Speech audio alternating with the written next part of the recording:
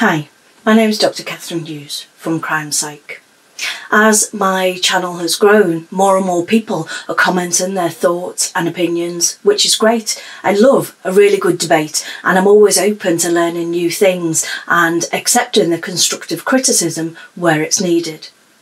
This video is an update on a previous video that I did, and the update has been inspired by the suggestions and comments that people were making. The whole reason that I created the video on false rape allegations was to highlight the challenges that people face when they are falsely accused. A close friend of mine was sent to jail for a rape he didn't commit. I've got 2 grown sons, and I felt a need to have discussions with them about how they can protect themselves against false rape allegations. However, when I created that video talking about how low false rape allegations are, I neglected to highlight the fact that I was only talking about reported and or prosecuted false allegations. Therefore, much of the information that I wanted to get across was lost. Sure, I've spent years and years learning about psychology and the psychology of crime and criminal behaviour, and yes, I've achieved qualifications in that domain, but that doesn't mean I'm always right. It doesn't mean that I don't make mistakes or get lost in a train of thought that changes the main message of the videos. I'm human. I misread or misinterpret comments because of how I'm feeling at the time that I read it. I have a set of ideas in my mind and I interpret the world accordingly. We all do that to some extent. I consider myself to be a feminist. Now that's a loaded term full of negative connotations. What do I mean by I'm a feminist? Do I go around shouting about women's rights? Do I highlight campaigns such as the Me Too and talk about how women are repressed and undervalued? Well, if I do that, I'm failing to acknowledge the difficulties and challenges that men face. Men have to be consciously aware of how their actions might be wrongly perceived by others. If a child falls down or is crying, some men might be hesitant to help them in case they're seen as a paedophile looking for an opportunity to touch a child. In most cases, women don't have to be conscious of that fact. When I call myself a feminist, I'm saying that there should be equal rights for all, regardless of gender. And of course that extends to race, religion, sexuality, social standing. What gives one human the right to feel or act superior to any other?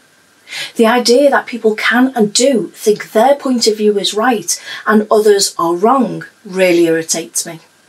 See, even now I'm going off on a bit of a tangent, so back to the subject at hand. All crimes have a hidden figure. We'll only ever know about the crimes that are reported and processed through the legal system. Therefore, the true prevalence of those crimes can only be estimated.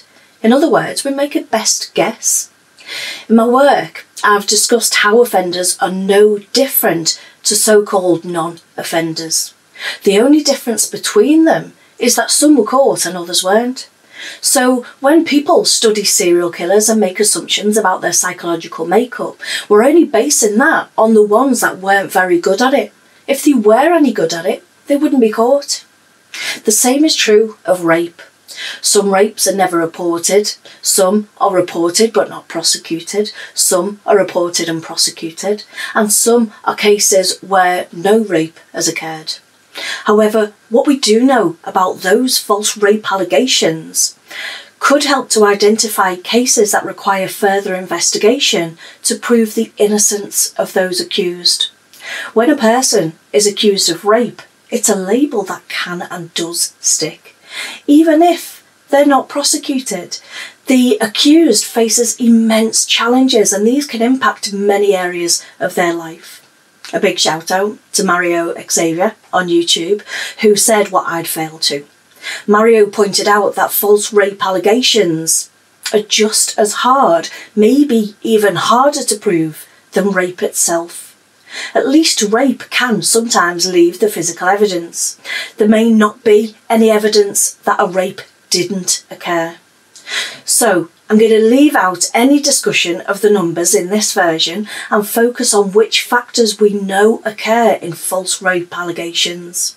In doing this, I hope to provide some helpful insight on how these false allegations can be identified. Rape is an extremely difficult crime to prosecute, and I certainly don't wish to offend victims or survivors of rapes or suggest that they might be lying. Because real rape victims are often mistaken for false accusers, it can be uncomfortable to insinuate anything negative about either group. But these two groups are not at all alike. In fact, rape victims aren't even a group. They can be anyone. They don't have any similar or common traits. They can be young or old, black or white, men, women, gay, straight, rich, poor, absolutely anyone at all. Even a 65-year-old man can be a victim of rape. When we look at a series of false accusations, patterns immediately begin to emerge from that. The most striking of that is that almost always false accusers who persist in pursuing charges have a history of bizarre fabrications or of criminal fraud. They're often criminals whose family and friends are also criminals, broken people trapped in chaotic lives. What I don't want to do is contribute to the gender war. Those who've been raped and those who've been falsely accused have a unique set of challenges. If we imagine a continuum over time about rape, we would go from, over time, an accuser never being believed and the accused's protests of innocence always being believed. And then at the other end of the continuum, the accuser is always being believed and the accused claims of innocence are never believed. This shifts the balance from being innocent until proven guilty to guilty until proven innocent in rape allegations. This in itself is a psychological process that we know about and understand. It's called confirmation bias. We look for information and evidence about what we believe is true actually is true, rather than looking for evidence that proves our assumptions and predictions wrong. The limited amount of research on false rape allegations shows that those who do make allegations might do so for a number of reasons. They could be motivated by personal gain, such as compensation or some out-of-court settlement. Accusers motivated by personal gain have typically made similar previous complaints. For example, they might have falsely claimed on an insurance, or they might have forged cheques for personal gain. False accusers commonly have a history of claims where a monetary gain was made. Others might make false allegations because of a mental health issue. Severe psychosis could lead to a person claiming that they've been raped. They might have disorders such as factitious disorder. Factitious disorder symptoms involve mimicking or producing illnesses or injury or exaggerating symptoms or impairment to deceive others. People with the disorder go to great lengths to hide their deception. One such case is that of Sarah Illen from Michigan. She made several allegations of rape, kidnap and abuse. She was finally arrested after she arrived at a police station claiming to have been raped with her face painted in fake bruises and they wiped off easily with a piece of gauze. Illen also falsely claimed to have a terminal illness and spent 2 years in hospice care for cancer, although no doctor had ever diagnosed her with the disease.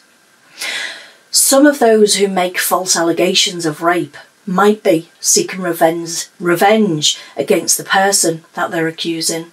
However, this is a relatively rare reason for false allegations to be made.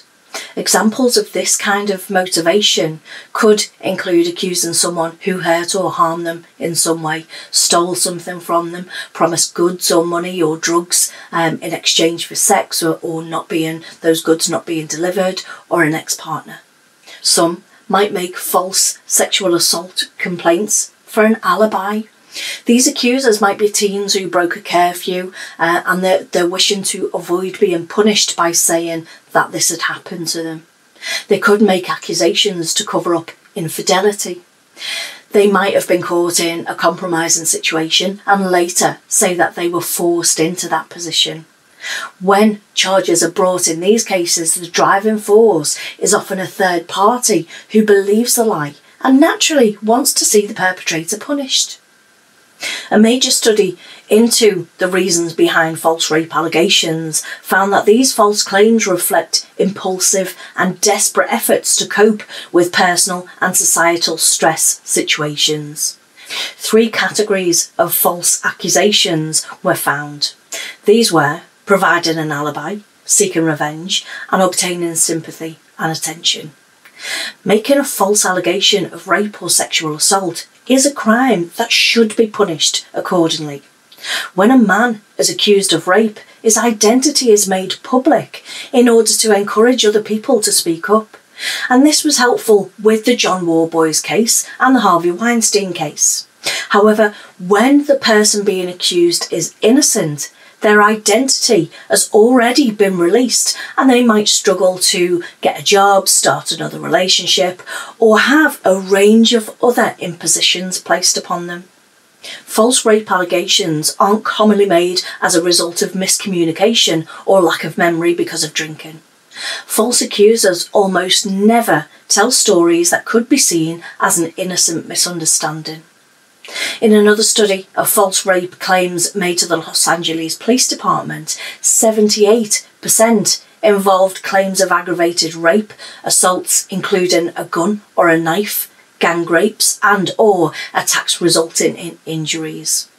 Most of all, it should be remembered that a false accuser is a person making up a story to serve some goal. Whether that goal is personal gain, revenge, mental illness, it's crucial to the accuser that their story is believed.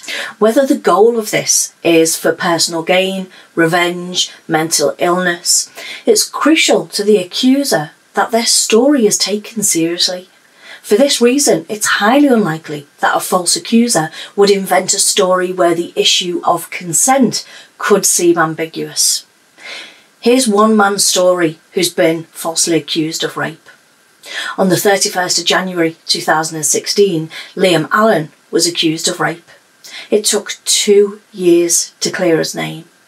He was a criminology and a criminal psychology student and assumed when he was arrested that the legal system would work correctly.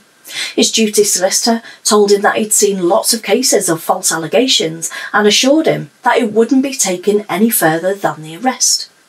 Because of past failings, victims of rape are always believed. However, this must mean that those accused of rape are always lying. Liam's ex-girlfriend had made the accusations and Liam was confused by that because the relationship hadn't ended badly. Liam had to tell his university about the accusations. He also had to tell any girls that he dated about the accusations. He was suspended from his job. He was charged in March 17 of 6 counts of rape and 7 sexual assaults. The prosecution submitted text messages from the accuser's phone. The police had seen these messages and had just dismissed them as girly chats. Liam's defence team requested access to that evidence in the hope of proving his innocence, and they found it. The disc had an astonishing 2,418 pages worth of messages. One message from all of those pages contained a message that read, "It wasn't against my will or anything." In the final hour, he was saved from a very different future. His barrister, Julia Smart, said the following: "Due to immense pressure to raise conviction rates, a mindset has been adopted within the police force that is akin to a sales target culture. The fact that so much of our lives now exists online means that there are growing reams of digital evidence, the examination of which requires limitless hours and manpower." These are, of course, the 2 things that police officers don't have. She also said, "It's as though believing the victim trumps the objective and thorough investigation." Investigating crimes like this, we can see where the lack of funding and resources is impacting on both accusers and the accused.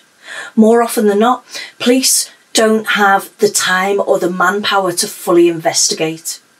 The research community and law enforcement have a very difficult job when it comes to examining rape. The only thing that makes intercourse rape is mutual consent, or rather, of course, the lack of it. Rather than investigating officers assuming the victim is telling the truth, processes ought to be brought out that and implemented that ensure that all evidence for and against each side is considered. Thank you so much for watching this video. I do hope that you found it interesting, and more importantly, that you learned something from it. Bye for now.